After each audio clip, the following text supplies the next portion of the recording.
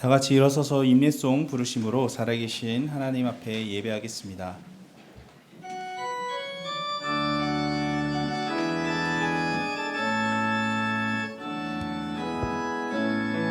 하늘의 문을 여소서, 이곳을 주목하소서. 주를 향한 노래가 꺼지지 않으니 하늘을 열고 보소서. 이곳에 임재하소서. 주님을 기다립니다. 기도의 향기가 하늘에 닿으니 주여 임재하여 주소서. 이곳에 오셔서 이곳에 앉으소서. 이곳에서 드리는 예배를 받으소서. 주님의 이름만이 오직 주의 이름만 이곳에 있습니다. 우리의 능력 되신 주님을 찬양합니다. 우리를 죄와 사망의 권세에서 구원하사 자녀 삼아 주신 주님을 예배하는 이 시간, 주님만 높아지시며 나타나시길 소망하오니 우리의 예배를 기쁘게 받아 주옵소서. 예수님의 이름으로 기도드립니다. 아멘.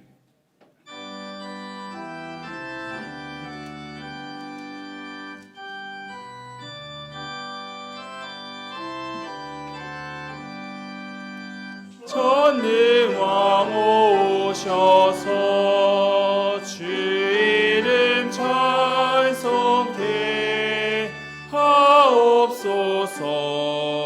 영광과 권능의 성부여 오셔서 우리를 다스려 주옵소서. 강생한 성자여 오셔서 기도를 들으소서. 택하신 백성들 복 내려 주시고 거룩한 마음을 주옵소서. 위로의 주 성령 오셔서 큰 증거 주옵소서. 전능한 주시여 각 사람 맘에서 떠나지 마시고 계십소서. 성삼위일체께 한없는 찬송을 드립니다.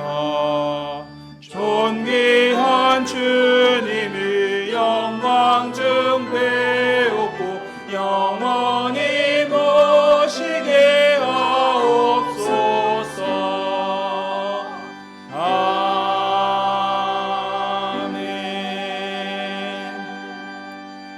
나는 전능하신 아버지 하나님 전지의 창조주를 믿습니다.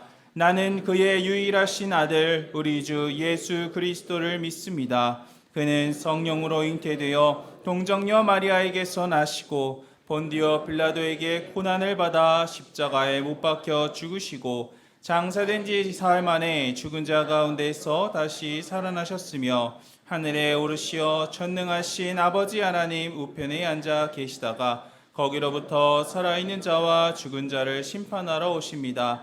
나는 성령을 믿으며 거룩한 공교회와 성도의 교제와 죄를 용서받는 것과 몸의 부활과 영생을 믿습니다. 아멘.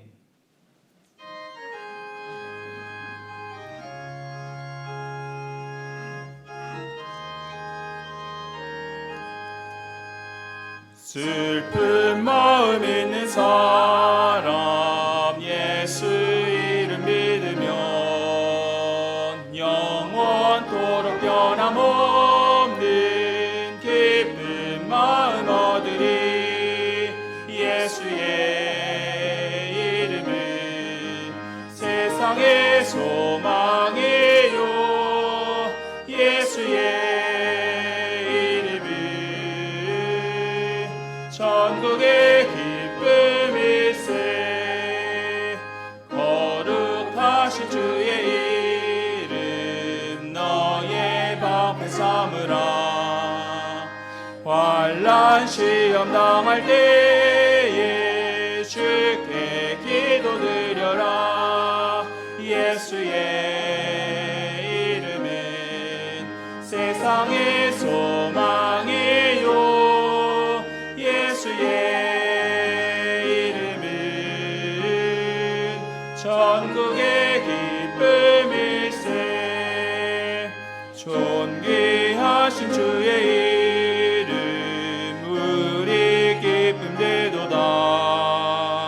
주의 품에 안길 때에 기뻐 찬송 부르리. 예수의 이름은 세상의 소망이요. 예수의 이름은 천국의 기쁨일세. 우리 갈 길 나간 후 보좌 앞에 나아가 왕의 왕께 경배하며 멸류관을 드리리. 예수의 이름은 세상의 소망이요. 예수의 이름은 천국의 기쁨일세.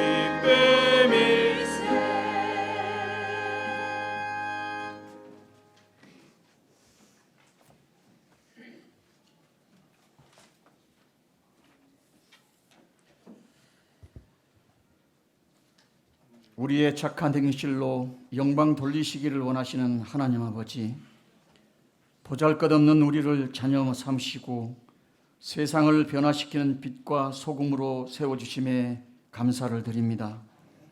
그러나 지난 한 주간을 돌아볼 때 저희는 빛을 비추지 못했고 소금의 맛을 내지 못했음을 고백합니다. 십자가의 사랑으로 우리의 허다한 허물을 용서하여 주시고 주의 은총으로 우리를 새롭게 하여 주시옵소서.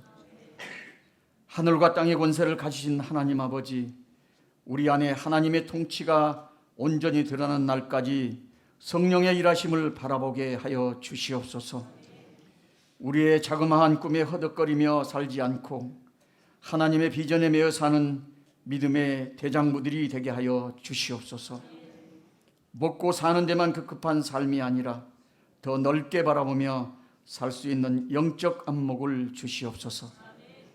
후한백합교회 공동체가 하나님의 비전을 이루기까지 끊임없이 일하시는 성령님을 찬양합니다. 이 땅과 이 세대를 향해 품고 계시는 하나님의 마음에 주목하길 간절히 원합니다. 우리의 마음을 넓혀주시고 우리의 눈을 밝혀 주옵소서. 우리 주위에 있는 불신자들을 보게 하시고 세계 오지에서 고통당하는 하나님의 백성들을 돌아보게 하여 주시옵소서.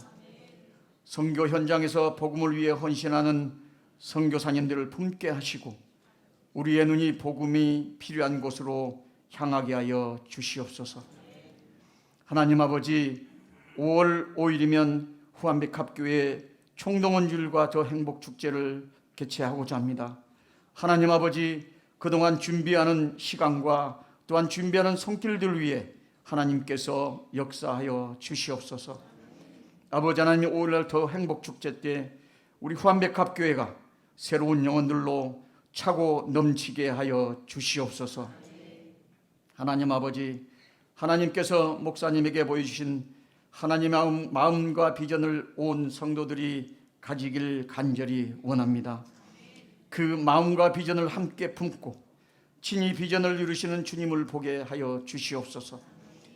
하나님의 비전을 이루기 위한 물질도 허락하시고 함께 동역할 일꾼도 세워주시며 우리 공동체를 하나님의 비전 앞에 하나로 묶는 연합도 허락하옵소서. 순종이 제사보다 낫고 여호와의 말씀 듣는 것이 수양의 기름보다 낫다고 말씀하신 하나님 아버지, 하나님의 말씀을 듣고 잊어버리는 것이 아니라 들은 말씀을 가슴판에 잘 새기고 그 말씀을 따라 순종함으로 복을 누리게 하옵소서. 하나님의 말씀 앞에서 우리의 생각이나 고집이 나타나지 않게 하시고 하나님의 말씀과 명령을 미련하리만큼 순종하는 착한 마음을 허락하여 주시옵소서. 하나님 아버지, 우리가 너무 똑똑하여 하나님의 말씀을 저울질하지 않고 설교를 판단하지 않게 하시며 입맛대로 골라서 듣는 우를 범하지 않게 하여 주시옵소서. 저희들의 마음이 옥토와 같아져서 주의 말씀을 순전하게 받기를 간절히 소망합니다. 사탄이 우리 마음밭에 떨어지는 말씀의 씨를 걷어갈까 두렵사오니 귀담아 듣고 들은 대로 행하는 믿음을 주시옵소서. 말씀 앞에 설 때마다 변명하지 않고 우리에게 주시는 말씀 그대로 겸손하게 받아 순종의 열매를 맺게 하여 주시옵소서. 바울과 베드로에게 임하셨던 말씀의 권능을 오늘 세우신 김선인 담임 목사님의 말씀에 위에도 함께하여 주셔서 우리의 영혼과 삶에 크나큰 변화가 일어나게 하여 주시옵소서. 할렐루야 성가들을 통하여 울려 퍼지는 찬양과 성도들의 아멘으로 화답을 하는 기쁜 마음을 받아 주시옵소서. 예배를 위해 겸손히 섬기는 모든 손길들 위해 하나님의 사랑과 인도하심이 있게 하여 주시옵소서.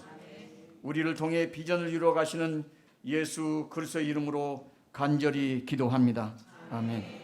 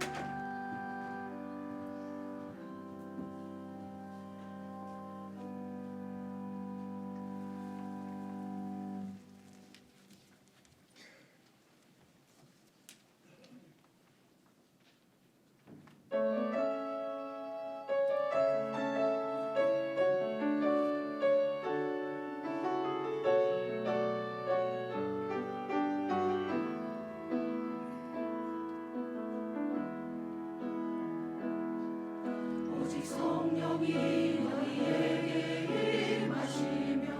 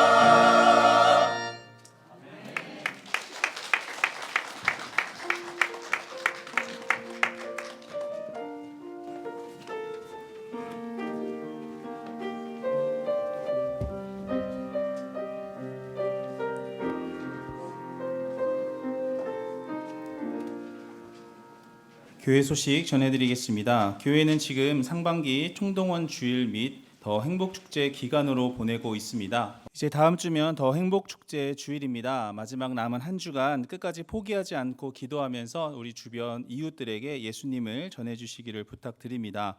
아울러 총동원 주일로도 지키오니 현재 함께 예배하지 못하고 있는 가족들, 구역 식구들, 또 성도들이 다음 주에 교회에 나와서 우리와 함께 하나님을 예배할 수 있도록 연락과 또 권면해 주시기를 바랍니다. 이번 주 새벽 기도회는 더 행복축제를 위한 새벽 기도회로 드립니다. 주보에 공동 기도문을 삽지해 드렸습니다. 하루에 한 번 이상 기도문을 읽으시면서 함께 기도로 준비해 주시기를 부탁드립니다. 이번 주 수요일 관리부 주관으로 월상 예배가 있습니다. 토요일 새벽에는 온가족 새벽 예배가 있습니다. 2부 예배 후에 전도축제의 일환으로 행복 바자회가 진행됩니다. 혹시 바자회에 참여하면서 교회를 방문한 분들이 보이신다면 양보와 배려를 부탁드립니다. 또한 교회를 방문하시는 분들이 바자회뿐만 아니라 예배의 자리까지로 나올 수 있도록 함께 중보해 주시기를 바랍니다. 매일 성경 큐티책 주문하신 분들은 사무실에서 찾아가시기 바랍니다. 교우동정입니다. 기흥도 성도님이 은평 성모병원에 입원 중에 있습니다. 빠른 회복을 위해서 함께 마음속 기도해 주시기 바랍니다. 기타 자세한 내용은 주보를 참고해 주시면 되겠습니다. 오늘 우리에게 주시는 하나님의 말씀은 사도행전 9장 32절부터 43절 말씀입니다. 신약 203쪽에 있습니다. 사도행전 9장 32절부터 43절까지의 말씀을 읽도록 하겠습니다. 그때에 베드로가 사방으로 두루 다니다가 룻다에 사는 성도들에게도 내려갔더니 거기서 에니아라 하는 사람을 만나매 그는 중풍병으로 침상 위에 누운 지 8해라. 베드로가 이르되 에니아야 예수 그리스도께서 너를 낫게 하시니 일어나 내 자리를 정돈하라 한데 곧 일어나니 룻다와 사론에 사는 사람들이 다 그를 보고 주께로 돌아오니라. 요빠에 다비다라 하는 여제자가 있으니 그 이름을 번역하면 도르가라. 선행과 구제하는 일이 심히 많더니 그때에 병들어 죽음에 시체를 씻어 다락에 누이니라. 룻다가 요빠에서 가까운지라 제자들이 베드로가 거기 있음을 듣고 두 사람을 보내어 지체 말고 와 달라고 간청하여 베드로가 일어나 그들과 함께 가서 이르매 그들이 데리고 다락방에 올라가니 모든 과부가 베드로 곁에 서서 울며 도르가가 그들과 함께 있을 때에 지은 속옷과 겉옷을 다 내보이거늘 베드로가 사람을 다 내보내고 무릎을 꿇고 기도하고 돌이켜 시체를 향하여 이르되 다비다야 일어나라 하니 그가 눈을 떠 베드로를 보고 일어나 앉는지라. 베드로가 손을 내밀어 일으키고 성도들과 과부들을 불러들여 그가 살아난 것을 보이니 온 요빠 사람이 알고 많은 사람이 주를 믿더라. 베드로가 요빠에 여러 날 있어 시몬이라 하는 무두장이의 집에서 머무니라. 아멘. 다 같이 일어서서 마음과 정성 다해 준비하신 예물 하나님께 봉헌하겠습니다.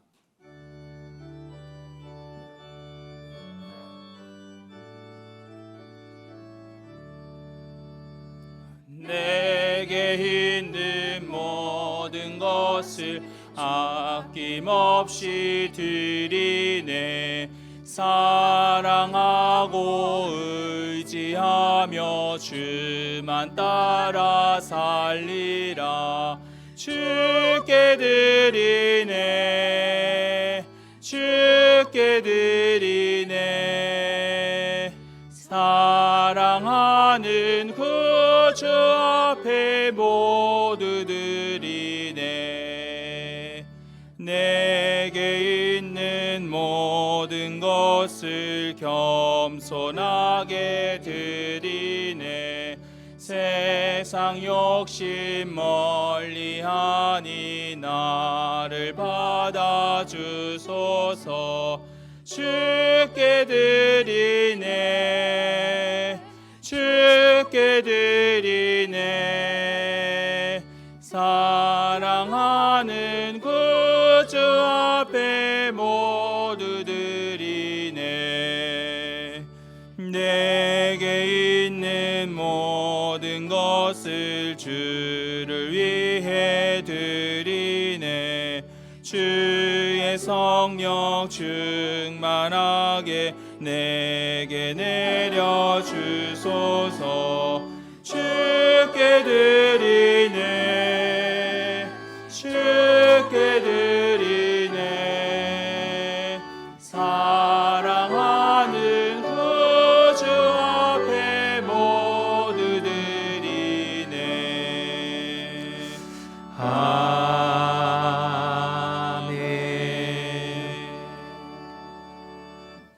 하나님 아버지 은혜를 감사합니다. 저희들을 그리스도 안에서 한 공동체로 부르시고 또 복된 날 주셔서 함께 주님 앞에 예배할 수 있도록 도와주셔서 감사합니다. 예수님의 보혈 의지하고 도우시는 성령님 의지하여 하나님 앞에 영과 진리로 예배하오니 주께서 흠양하여 받으시고 이 시간 임재하셔서 우리를 다스려 주시고 우리의 심령과 속사람을 새롭게 하여 주옵소서. 갇힌 자가 자유케 되게 도와주시고 또 질병으로 힘들어하는 자가 치유되게 도와주시옵시고 또 하나님 아버지 가난한 자가 부유하게 되는 놀라운 은혜를 이 시간 허락해 주시어서 그리스도로 말미암아 새롭게 되어지는 복된 시간 될 수 있도록 아버지 도와주옵소서. 우리가 또 최선을 다해서 주님 앞에 예물 드렸습니다. 하나님께서 기쁘게 받으시고 성도들의 모든 삶을 주님께서 하나하나 살펴주시어서 때를 따라 도우시는 하나님의 은혜가 우리 성도들의 심령과 삶과 가정에 자욱자욱 넘쳐날 수 있도록 도와주옵소서. 어떤 상황에도 우리의 믿음이 뒤로 물러가거나 또 흐려지지 않게 도와주시고 온전케 하시는 내 안에 그리스도를 바라보고 주님이 기뻐하시는 삶을 함께 걸어갈 수 있도록 아버지 인도하여 주옵소서.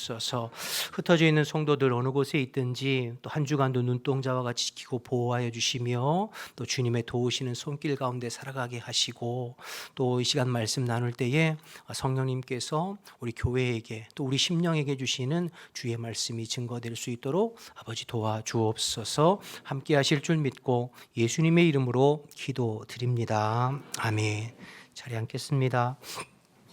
우리 옆에 분들하고 한 주간 평안하셨습니까?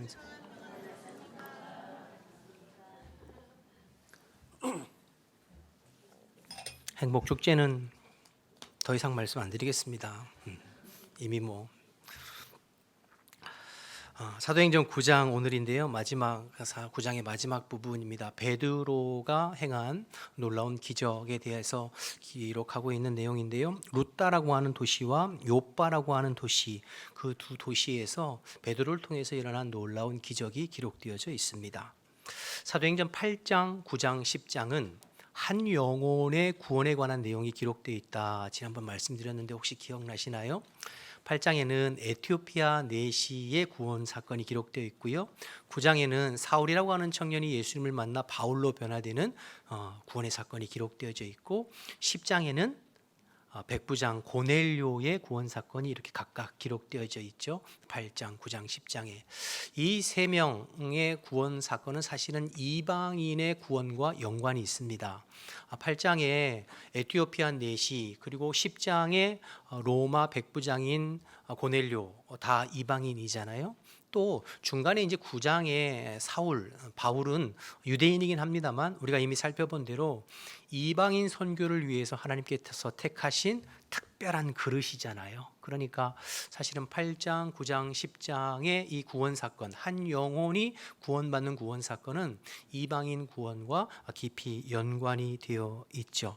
그 중간에 오늘 베드로의 두 가지 기적이 이렇게 툭 끼어든 것처럼 보입니다. 내용에 맞지 않게. 그런데 이 부분을 좀 사도행전 전체의 구조를 생각해서 렌즈를 조금 당겨서 멀리 보면 사도행전은 총 28장인데요. 앞에 두 부분으로 나눌 수 있습니다. 앞에 1장에서 12장까지는 예루살렘 교회 중심이고 유대인 중심이고 베드로가 행한 행적을 중심으로 해서 기록한 내용들이 나오고요. 뒤에 13장에서 28장까지는 이제 이방인 중심으로 안디옥 교회 중심이고 이방인 중심이고 사도 바울의 사역을 집중적으로 기록하고 있는 이렇게 두 부분으로 나눌 수 있는 것이죠.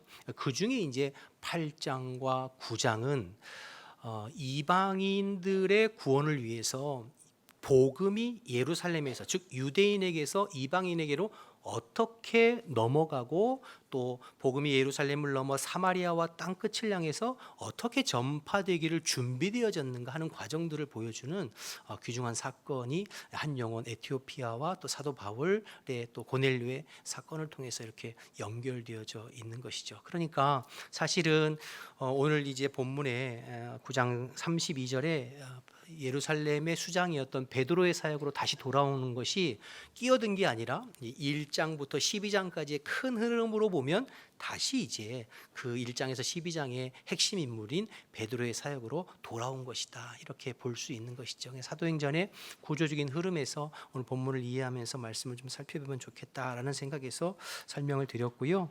먼저 오늘 본문의 9장 31절 말씀을 보겠습니다. 31절을 보시면 그리하여 온 유대와 갈릴리와 사마리아 교회가 평안하여 든든히 서가고 주를 경외함과 성령의 위로로 진행하여 수가 더 많아지니라 했죠.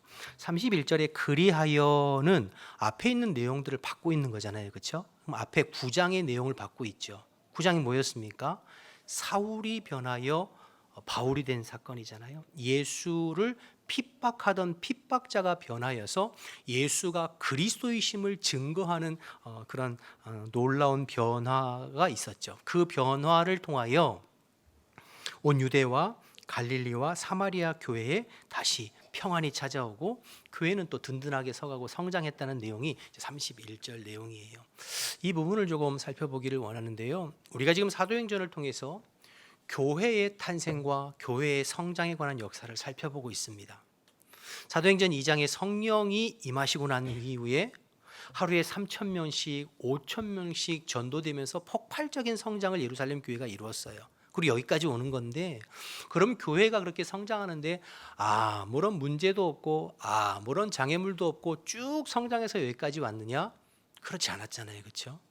5장에 아나니아와 삽비라 사건 여러분 기억하시죠? 교회가 한참 성장하는데 교회의 일꾼 중인 아나니아와 삽비라 부부가 사도들 발 앞에서 즉사했어요. 그러니까 어떻게 보면 교회에 큰 시험이 될 수 있는 그런 사건이 툭 터진 것이죠. 근데 그건 영적으로 볼 때에는 교회의 순수성을 해방하려고 하는, 손상시키려고 하는 사단의 공격이라고 말씀드렸잖아요. 근데 베드로가 영적으로 이것을 잘 분별하면서 지혜롭게 문제를 해결해 나갈 때 교회가 다시 이제 안정되어지고 성장하거든요. 사건이 마무리되고 5장 11절에 이렇게 기록하고 있어요. 5장 11절에 온 교회와 이 일을 듣는 사람들이 다 크게 두려워하니라.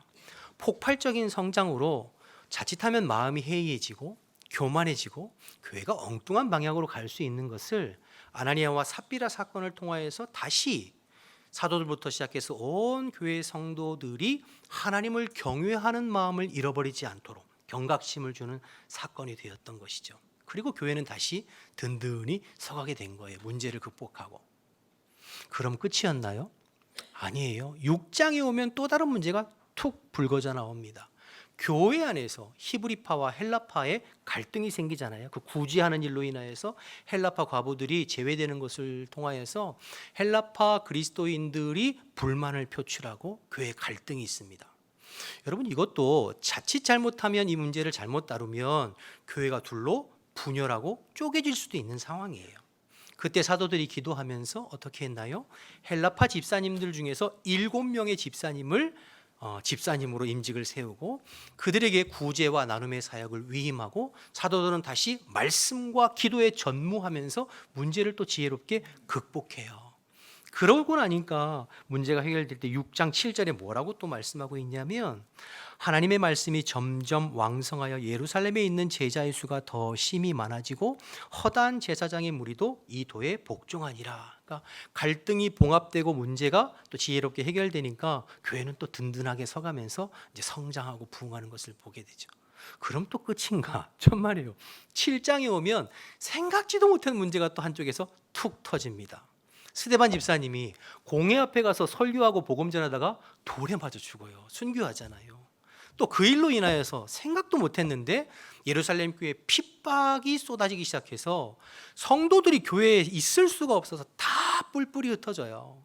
우리는 그거 뭐 그냥 그런갑다 하지만 사실은 예루살렘 교회에 존폐가 왔다 갔다 하는 그런 심각한 상황이잖아요. 더군다나 그 일을 예루살렘 교회 성도들이 어떻게 대책을 세워서 수습할 수 있는 상황이 아니에요. 속수무책으로 당하고 있는 상황이거든요. 그때 주님께서 전격적으로 개입하셔서 교회의 핍박에 선봉에 섰던, 가장 활동했던 사울이라고 하는 청년을 만나시고 그를 꺾으셨어요.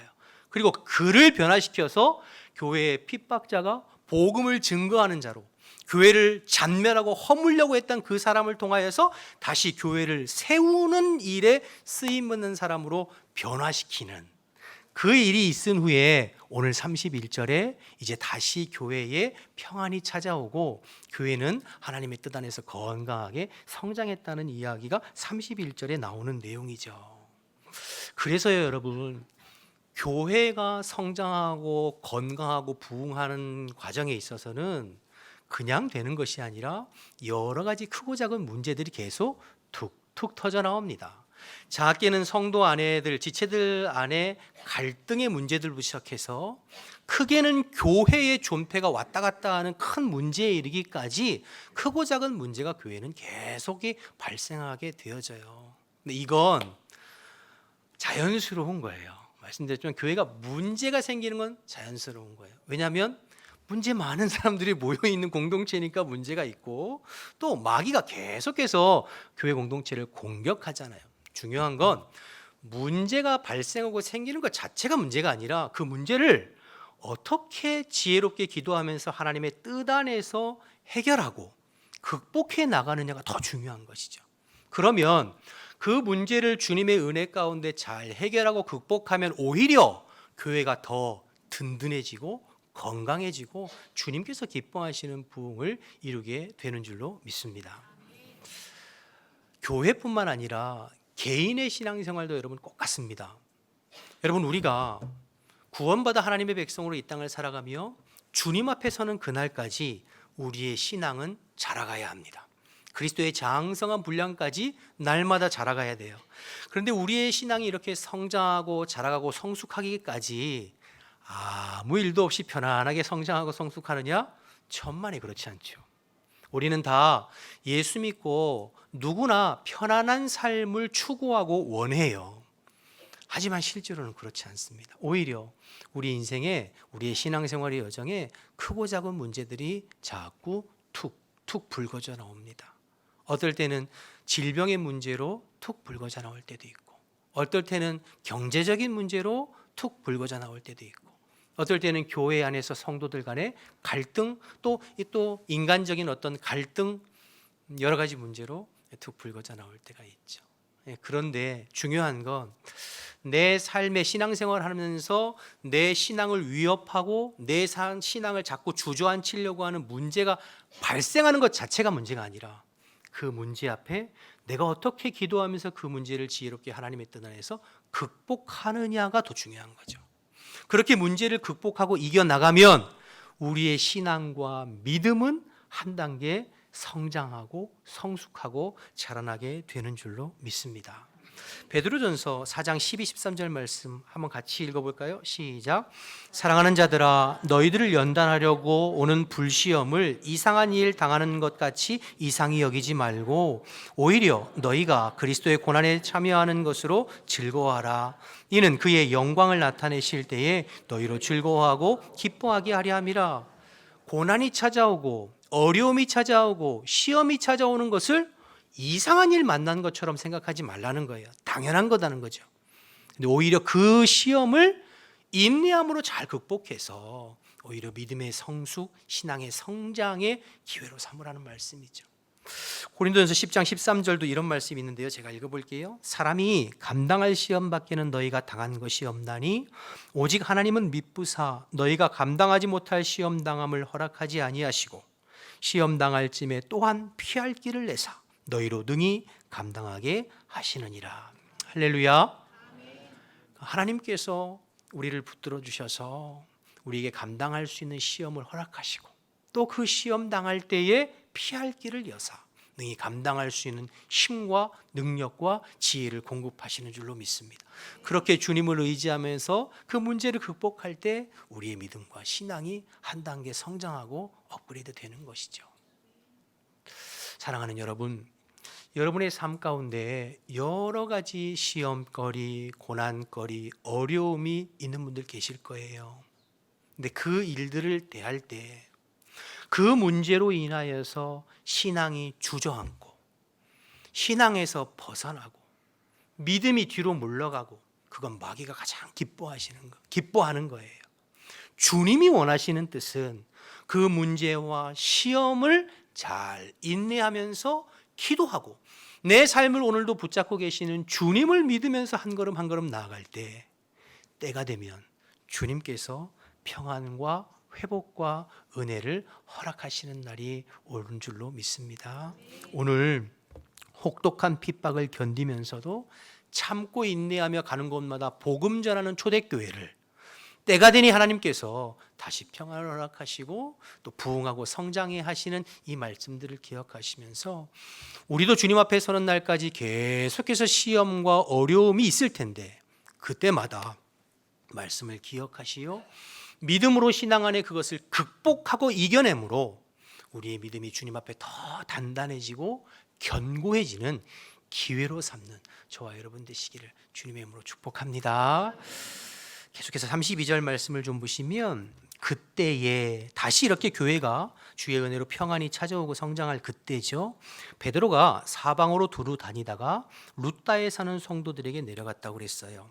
주님께서 평안을 허락하시니까 다시 예루살렘 교회의 수장이고 지금으로 말하면 담임 목사격이 되겠죠.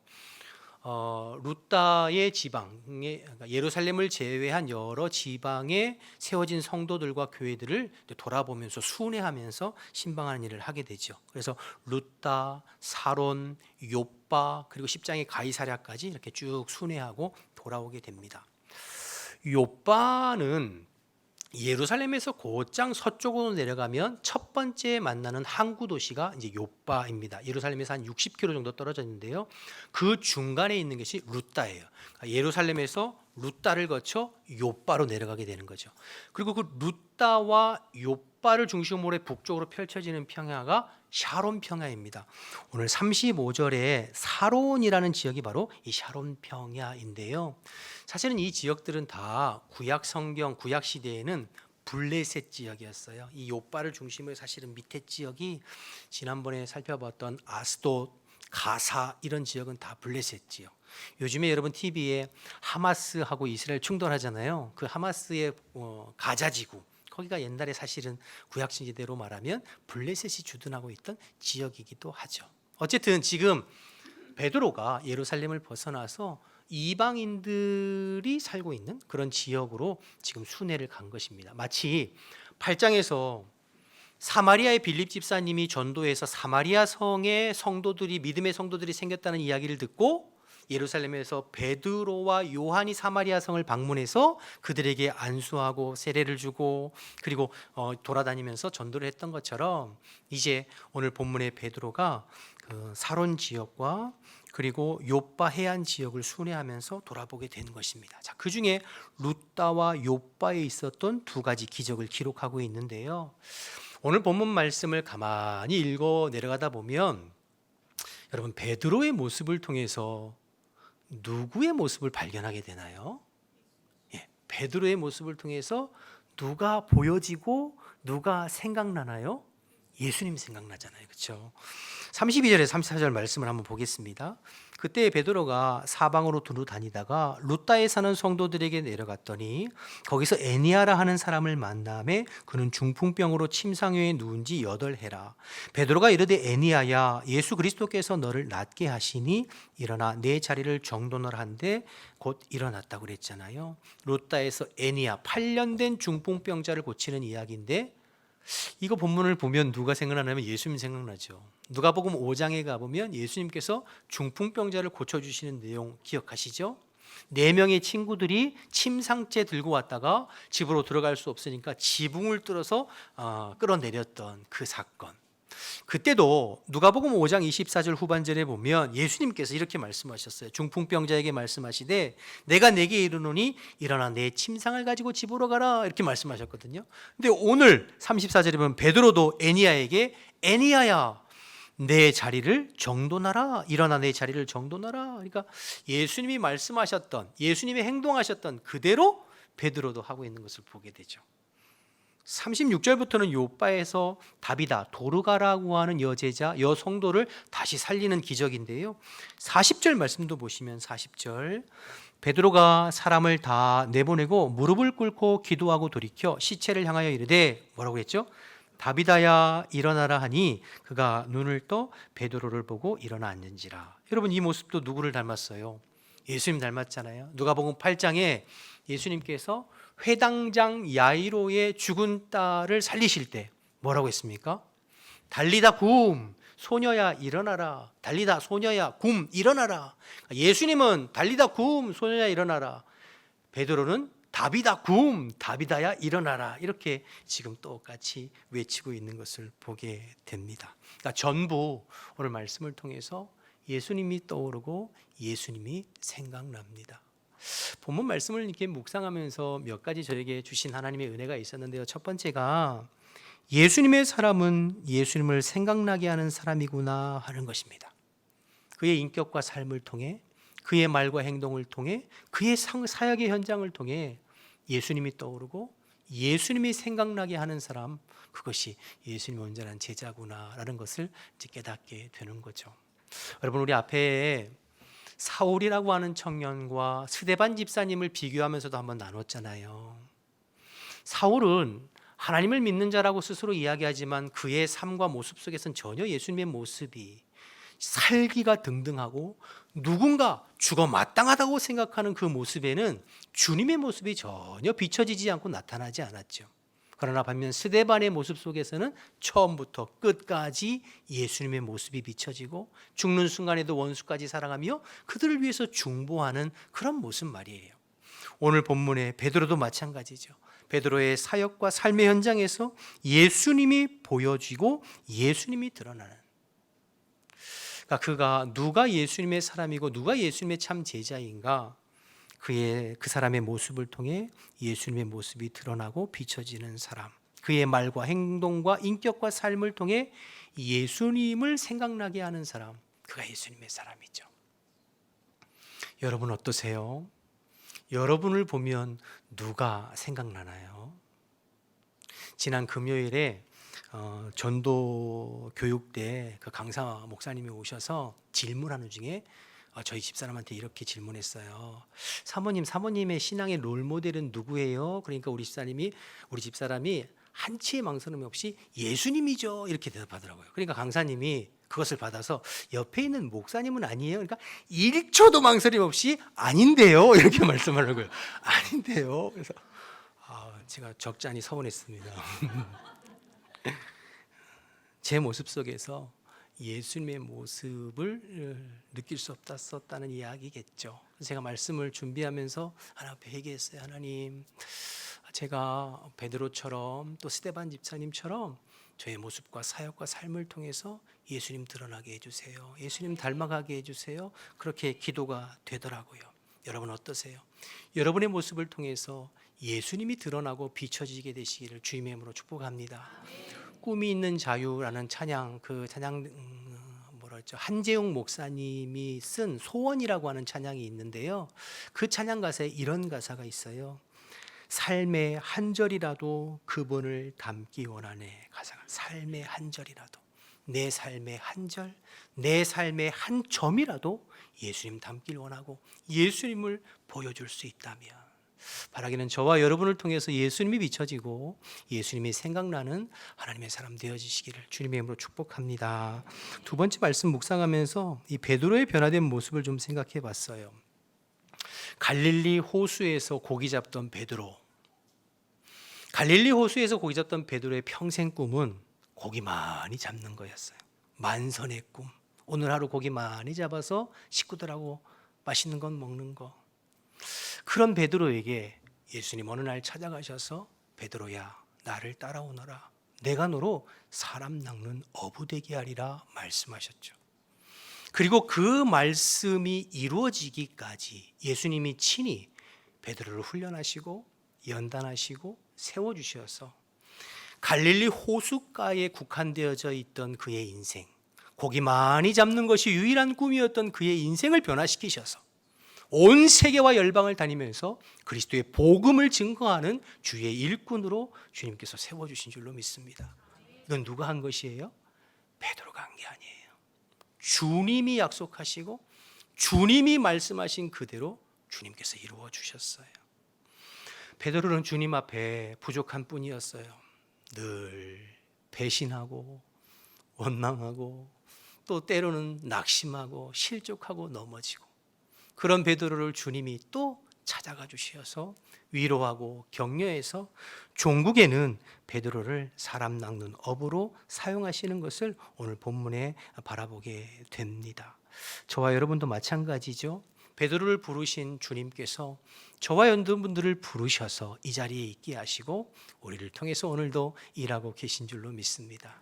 우리의 모습을 생각하면 우리도 베드로처럼 부족하고 또 때로는 배신하고 때로는 주저앉고 하지만, 그러나 주님께서 오늘도 하나님의 능력의 손으로 우리를 다시 일으키셔서 주님 앞에 살아갈 수 있도록 우리를 도와주시는 줄로 믿습니다. 그래서 여러분, 우리의 삶이, 우리의 인생이 주님 손에 붙들리면 완전히 변화되는 것입니다. 그냥 고기 잡는 것, 갈릴리 호수에서 국한된 인생에서 벗어나서 전 세계에 복음을 증거하며 하나님 나라를 위해서 쓰임받는 인생으로 변화되는 줄로 믿습니다. 여러분, 예수님께서 요한복음 14장 12절에 이렇게 말씀하셨어요. 내가 진실로 진실로 너희에게 이르노니 나를 믿는 자는 내가 하는 일을 그도 할 것이요 또한 그보다 큰 일도 할 것이다 말씀하셨죠. 그 말씀 그대로 오늘 베드로를 통해서 그대로 이어지는 것을 보게 됩니다. 사람의 힘으로는 할 수 없어요. 내 능력으로는 안 돼요. 그러나 주님께 붙들리면 내가 상상하지도 못하고 내가 꿈꿔보지도 못한 일들을 나를 통해서 주님께서 이루어 가시는 줄로 믿습니다. 바라기는 저와 여러분이, 그리고 여러분의 자녀들이 주님 손에 붙들려서 이렇게 쓰임받게 되시기를 주님의 이름으로 축복합니다. 주중에 우리 임정주 장로님 교회 오셔서 대화하는 가운데 우리 장로님 그런 말씀하시더라고요. 목사님, 제가 우리 3명의 손주들을 위해서 매일같이 기도하는 게 있습니다. 뭐냐면 이 3명의 손주들이 세계 열방을 다니며 국제적으로 활동하고 일하고 하나님의 선한 영향력을 흘러보내는 우리 손주들이 될 수 있도록 기도하고 있고, 목사님 기도해 주세요. 제가 그 말씀을 들으면서 굉장히 도전이 되었습니다. 우리의 힘으로는 할 수 없어요. 내 능력 가지고는 안 돼요. 그러나 주님께서 붙드시면 가능한 줄로 믿습니다. 여러분과 여러분의 자녀들이 주님 손에 붙들려서 세계와 열방을 다니면서 그리스도의 복음을 증거하고 하나님 나라의 확장에 쓰임받는 주님의 일꾼들로 사용되어지기를, 쓰임받게 되시기를 주님의 이름으로 축복합니다. 또 한 가지, 세 번째는 예수님의 이름의 능력인데요. 베드로가 질병을 고친 건 베드로가 한 것이 아니죠. 베드로 안에 있는 그리스도께서 하신 것이고 베드로 안에 있는 예수의 이름의 능력이 이를 행한 것이죠. 오늘 여러분 34절 보시면 34절에 베드로가 이르되 에니아야 예수 그리스도께서 너를 낫게 하신, 내가 아니라 그리스도께서 너를 낫게 하시나니 일어나 내 자리를 정돈하라 한데 일어났고요. 또 40절 말씀에도 보면 베드로가 사람을 다 내보내고 무릎을 꿇고 기도하고 돌이켜 시체를 향하여 다비다에 일어나라. 그러니까 베드로에게 능력이 있는 것이 아니라 그 안에 있는 그리스도께서, 그 안에 있는 그리스도의 능력이 사람을 치료하고 살리고 회복시키신 줄로 믿습니다. 여러분, 베드로 안에 있는 예수 그리스도의 이름의 권세와 능력이 이런 놀라운 일을 행한 거죠. 저와 여러분이 믿는 우리 주님이 베드로가 믿는 주님과 동일한 주님이신 줄로 믿습니다.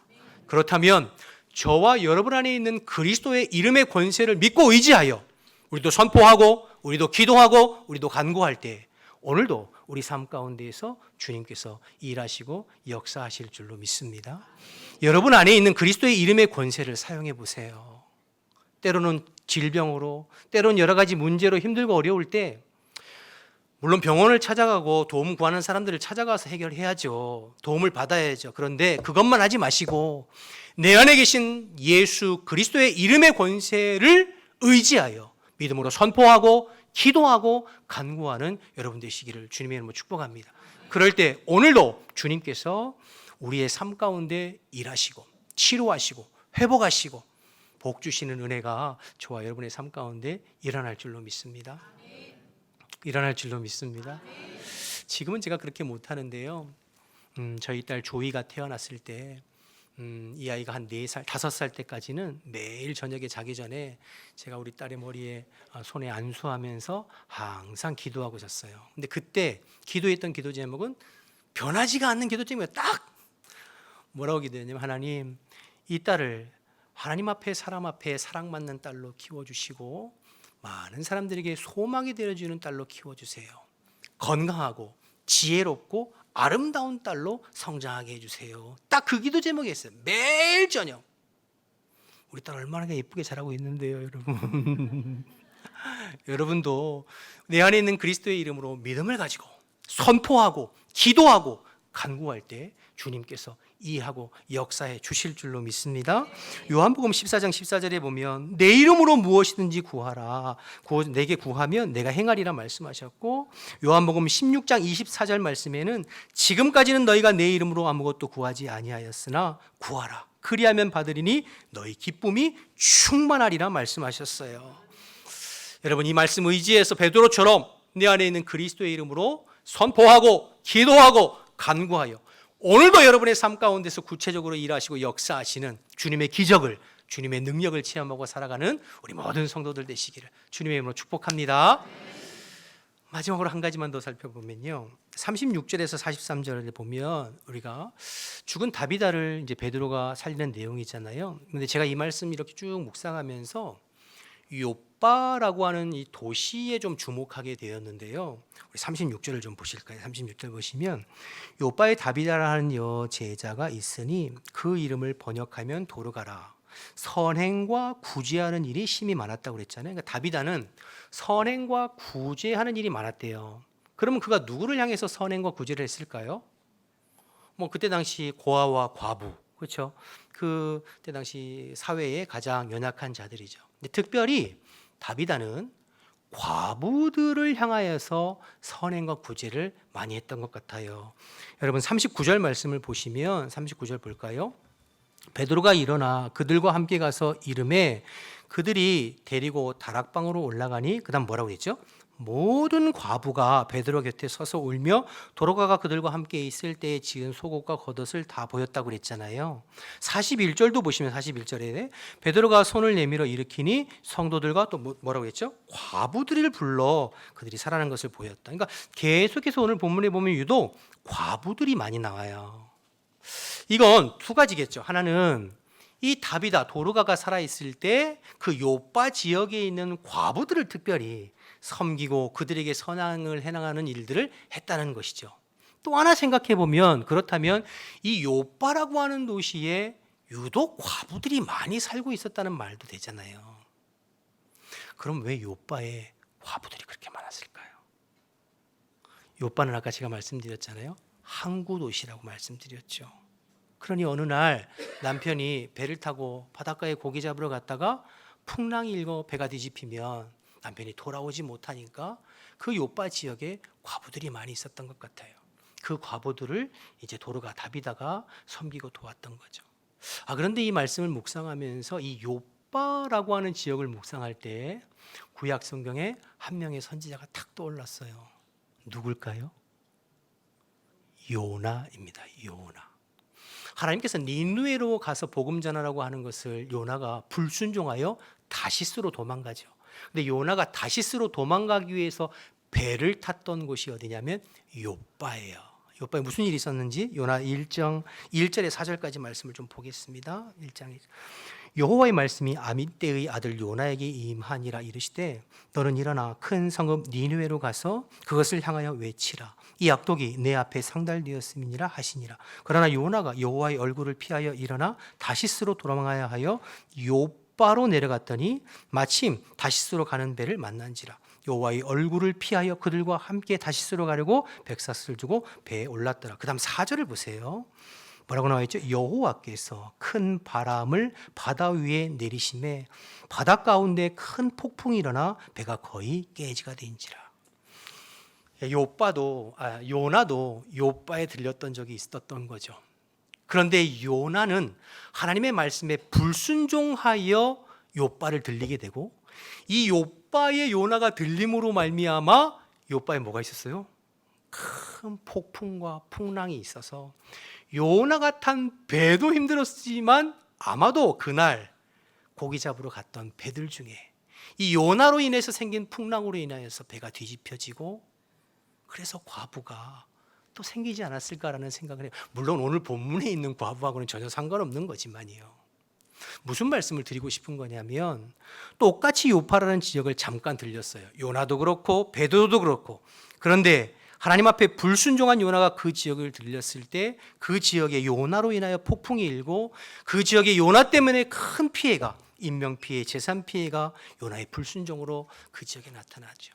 반면에 베드로도 요바를 방문했는데 베드로는 하나님의 말씀에 순종하여 요바를 방문했을 때 다비다가 살아나고 그 지역의 수많은 영혼들이 위로받고 구원받아 42절에 보면 많은 사람이 예수를 믿게 됐다고 기록하잖아요. 똑같은 한 사람의 방문이었는데 한 사람의 방문은 그로 인하여서 수많은 사람들이 고통당했고 또 한 사람의 방문은 그로 인하여서 수많은 사람들이 위로와 구원을 받았습니다. 불순종한 한 사람 때문에 사람들이 고통받았고 순종한 한 사람 때문에 생명과 구원을 얻었습니다. 불순종한 아담 한 사람 때문에 온 인류가 죄로 고통당했고 순종하신 예수 그리스도 한 분 때문에 온 인류가 생명과 구원에 이르게 된 것처럼 말이에요. 우리에게 적용해 보면 저와 여러분의 한 사람으로 인해서 우리가 밟는 땅, 우리가 만나는 사람, 우리가 대하는 사람들에게 어떤 영향력을 주고 있는가 하는 것이죠. 요나와 같은 영향력을 주고 계십니까? 아니면 베드로와 같은 영향을 끼치고 계십니까? 여러분으로 인하여서 여러분의 가정에 가족들이 어떤 영향을 받고 있고 여러분 한 사람으로 인해서 여러분의 직장과 동료들에게 어떤 영향력이 흘러가고 여러분 한 사람으로 인해서 여러분 주변에 있는 이웃들에게 어떤 영향력이 흘러가고 있느냐 하는 것이죠.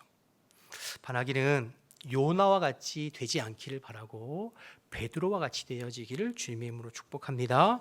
그래서 여러분이 가는 곳마다 살리고 회복되고 위로받고 힘을 얻는 그리스도의 선한 영향력을 복음을 흘려보내는데 쓰임받는 주님의 복의 통로 되어지시기를 주님의 이름으로 축복합니다.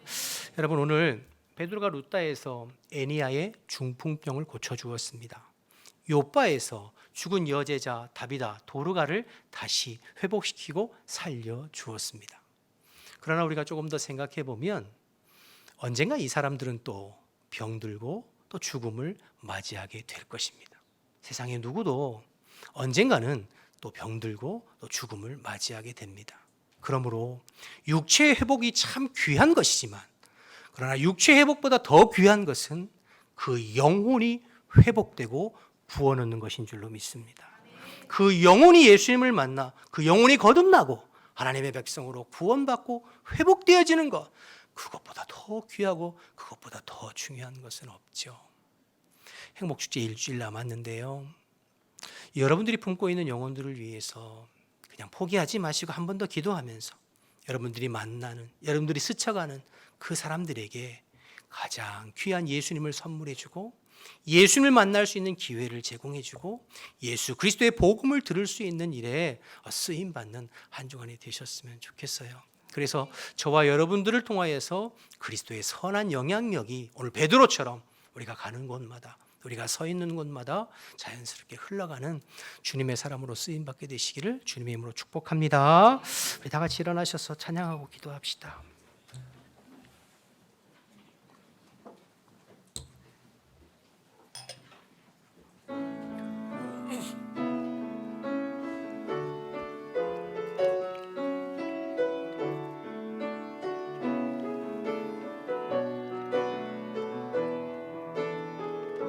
슬픈 마음 있는 자, 슬픈 마음이 있는 자, 몸과 영혼 병든 자, 누구든지 부르시오. 예수 이름 부르시오. 그 이름을 믿는 자, 그 이름을 부르는 자, 그가 어떤 사람이든 그는 구원어. 우리 다시 한번 고백할까요? 슬픈 마음 있는 자, 슬픈 마음이 있는 자, 몸과 영혼 병든 자, 누구든지 부르시오. 예수 이름 부르시오.